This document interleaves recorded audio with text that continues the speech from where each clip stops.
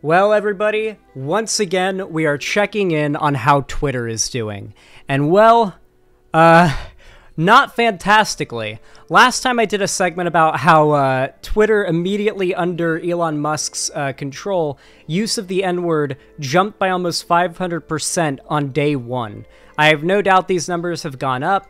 It really is quite crazy how quickly Twitter has devolved into kind of a hellscape of like Nazis and racists spamming slurs and like sending death threats and like celebrating their ability to harass minorities.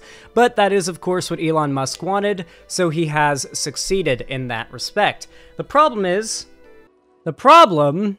with that is there's a bit of a problem for Elon Musk.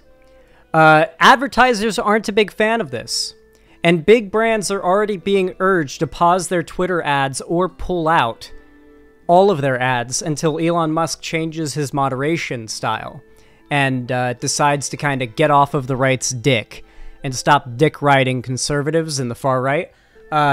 And right now we've got, I believe, what's the name of the corporation here? Let's see. As Elon Musk gets a rapid crash course in running and moderating a social network used by millions of angry people, major advertisers are reportedly advising their clients to pause ads on the tycoon's Twitter platform until brand safety can be assured. Reports bubbled yesterday that international ad giant Interpublic Group, which counts Nintendo, Unilever, Coca-Cola, and other corporate heavyweights among its customers, had told its clients advertising on Twitter would be ultimately up to them, but advised an ad freeze until things calm down. According to Wall Street Journal, Havas Media Group, which has handled advertising for companies like Adidas, Puma, and Hugo Boss, among others, is also advising clients to pause Twitter advertising, per the Wall Street Journal. People familiar with the matter say Havas too is concerned about Twitter's ability to monitor content and ensure brand safety. At this moment, we cannot confidently state that Twitter is a safe place for brands, Interpublic Group told clients in an email seen by the Wall Street Journal. Clearly, $44 billion well spent, if you ask me, chat. So, already, Elon Musk's ability to make Twitter even close to a profitable venture, they are failing. They are absolutely failing. Not only that, but there are conservatives trying to argue against this point by saying, well, he's a billionaire. He's the richest man on earth. He can afford this. He didn't do this for money. He definitely did this with the hope of being able to make money if he had to go through with this purchase. All right. The reason we know that is because Stephen King, who is, I don't think I need to explain who Stephen King is. He's the author of, like, you know, all the fucking Stephen King novels, you know, the most famous, like, horror novels ever written. He also wrote the Dark Tower series, one of my favorite fictional stories of all time. He literally has, like, a literary, like, universe, like a literary shared universe. Yeah, he clearly is of the opinion that Maine is not a good place to live. Do not live in Maine, according to Stephen King. That is the lesson that he teaches. Regardless, though, Stephen King, who is like a very well-known lefty, like he's very much like a Democrat. He hates Trump. He's very much progressive, and he's been outspoken about it for a while. He tweeted, $20 a month to keep my blue check. Fuck that. They should pay me. If that gets instituted, I'm gone like Enron. Now you may be wondering, $20 a month to keep your blue check, what is he talking about?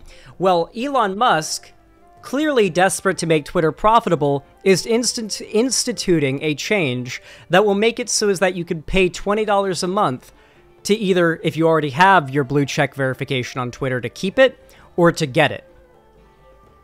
So basically, he's trying to monetize Twitter. He's trying to monetize Twitter further because he knows that ads are going to pull off the platform if he turns it into the platform he's trying to make it into. So guess what? Elon Musk, of all people, replies with, "We need to pay the bills somehow. Twitter cannot rely entirely on advertisers. How about $8? So he's negotiating, and he ends up lowering the price from $20 to $8. Now, of course, he and the right have tried to frame this as him doing some marvelously pro-consumer move. Yeah, guys, him charging you for a service that was once free, like $20 a month for the service, and then lowering it down to $8 a month is such a pro-consumer, pro-you, pro-the little guy move. Oh god, these guys are such big dick riders. Anyway, it gets even funnier because guess what? Stephen King doesn't give a shit about Elon Musk's pleading. Just a little while later, the next day, kudos to Elon Musk, who has begun a revolution in how the world drives and who has incredible visionary talents. I got an early Tesla and traded for another one. Wonderful cars. No autopilot for me, thanks. That said, when it comes to Twitter, Musk makes me think of Tom Sawyer, who was given the job of whitewashing a fence as punishment. Tom cons his friends into doing the chore for him and getting them to pay for the privilege. That's what Musk wants to do with Twitter. No, no, no. Basically, what Stephen King says is Teslas are nice, they're pretty cool, but Elon Musk is kind of a dumb fuck and he's running Twitter badly, and I'm gonna leave. How giga Chad? And like, Stephen King has a pretty large following on Twitter. I mean, he gets like tens of thousands of likes in every tweet, but it's not like he's a colossus or anything. Like, if Elon's scared of Stephen King leaving Twitter, then he must be worried about the platform's success. And I absolutely cannot wait to see what happens. Because let me tell you, a lot of lefties have been acting very doomer about Twitter lately, but you should not be. There is only two ways that this goes. I guess you could say three ways this goes. Either Elon Musk is forced by profit incentive to keep Twitter exactly as it's always been and nothing changes, or Twitter devolves into a Nazi hell site and collapses, or Twitter devolves into a Nazi hell site, gets sold to somebody else who either brings it back to normal or makes it better.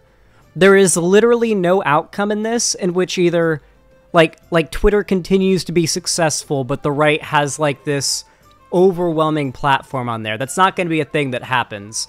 The ads will pull out every time like some neo-Nazi does some crazy shit on the platform. Advertisers will be pressured to pull off. It'll be just like YouTube. Twitter will have adpocalypses every month. You saw what happened to YouTube. YouTube has over the years been forced, for years been forced to like tighten their TOS in order to keep the ads around. And you may think they're being like loose on the conservatives right now, and they are, but you better fucking believe,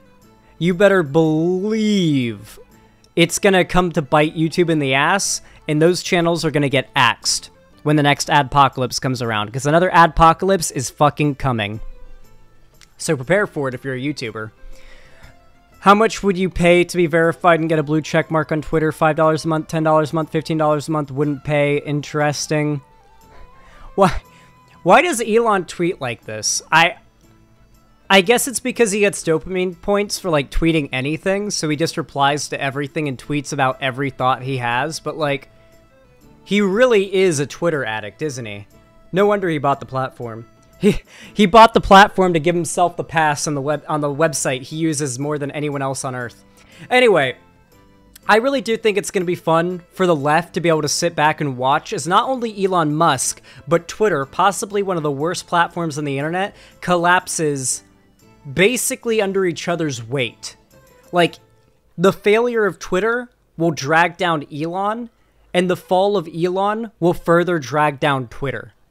Elon Musk is a lolcow. He is not like a charming or charismatic guy. He's somebody who, I'm going to be honest, the average person who likes Elon Musk found out about him from that one Simpsons episode. I actually tweeted about this the other night, but the funny thing about that Simpsons episode that features Elon Musk is that it literally ends with an ad for a freemium pay-to-win scam Simpsons mobile game. The Simpsons Tapped Out game. This episode of The Simpsons poisoned so many people's brains. Like, how often do you see faked screenshots on Twitter of The Simpsons supposedly predicting the future? People see that, and without a hint of critical thinking, assume The Simpsons correctly predicted the future, and they unironically believe The Simpsons has some overwhelming, anywhere from like actual predictive property or like some level of socio-political insight of society, and they will literally derive their opinions from anything from like The Simpsons or South Park. There really are people who mold their politics in that way, and it is frustrating as fuck. But a lot of these people discovered Elon that way. They simped for him on Reddit, and eventually they're gonna grow out of their fandom for him. Everybody does eventually. Like, it used to be that every tech bro was an Elon simp, and you could not find a single video dunking or debunking Elon on the internet. Now, it's still overwhelming Elon's support, but if you look up Elon Musk debunked on YouTube right now, you will find videos with millions of views from like smart tech bro channels debunking Elon Musk's lies and propaganda. That is only going to increase over time. 10, 15 years from now, probably less, Elon Musk is going to be a washed-up loser that nobody looks at positively, and that everybody thinks back on as like, why did everybody like that guy? Isn't it crazy how everybody like dick rode that guy like all the time for like 10 years? Why did everyone do that? Huh, I don't know. We were just cringe back then, and they'll move on from it and not learn their lesson. Unfortunately, that is how the cycle tends to go. A lot of people like realize, oh shit, this was stupid, but they won't learn like why it was stupid and learn the lesson. But regardless, it really is a win-win at the end of the day. If Twitter falls apart and fails, then good. No more Twitter. And if it's forced to be the same way it's always been, then like good. No more neo-Nazi super platform. There will not be a neo-Nazi super platform though, okay? Twitter is not going to become as popular and beloved and like widespread as it has always been, while also being just a massive safe haven for the alt-right and neo-Nazis. It's not going to happen, at least not for a long time. Like if it does happen, it won't happen for a long time. It'll be very short-lived. The advertisers will pull their ads, and at the end of the day, these millionaires and billionaires follow the money. Elon Musk may be desperate for attention and love and validation from all the chuds online, but at the end of the day, he wouldn't give up his fortune for it. If you enjoyed this video, consider leaving a like, subscribe, ring the bell icon to turn on all notifications. If you haven't seen my videos and you want to see more from me and you want YouTube to tell you when I go live or I upload a new video. And if you want to, support me financially and you got the money for it, you can also donate, subscribe, or gift a sub through my website, xanderhall.com/live, or you can support me through YouTube, Twitch, Streamlabs, StreamElements, or Patreon. And with all that said, you can also follow my social medias, linked down below in the description as well. If you watched this video and you enjoyed it, I really appreciate it. Thank you so much for watching, and have a good one.